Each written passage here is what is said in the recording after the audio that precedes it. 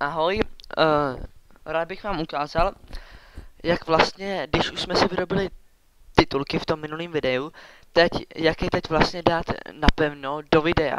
Takže k tomu musíme mít program uh, Avi Recomp a tady je vlastně položka zdroj a cíl a tohle znamená otevřít Avi, to je, že si prostě vybereme film, do kterého to chceme dát, do kterého ty titulky chceme umístit, tak si potom nějaký vyberete, prostě to je jedno jaký, a potom uložte AVI, to znamená, kam chcete, aby se vám výsledný film uložil.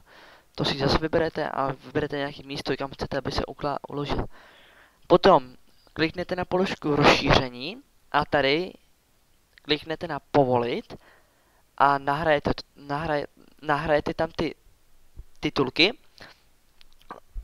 Kliknete na nahrát a vyberete a nahrajete. Kdybyste nevěděli, jak je vyrobit, tak se koukněte na mý předchozí video a tam je návod. A potom musíme kliknout na frontu a když jste potom udělali všechno, co jsem vám ukázal, to zdroj a cíl a rozšíření, tak by se vám tady mělo ukázat přidat do fronty, ale protože já jsem to neudělal, já jsem vám to jenom ukazoval, tak jsem to neukázalo, tak jdete přidat do fronty a tady se ukáže se úkol, vy prostě na ně vůbec nebudete klikat a kliknete rovnou na start. Tam budou dva fáze, první a druhá. U krátkého videa, který má 100 megabajtů, to bude trvat asi 10 až 20 minut, ale u těch velkých, co mají přes 2 giga, to bude trvat přes hodinu a víc.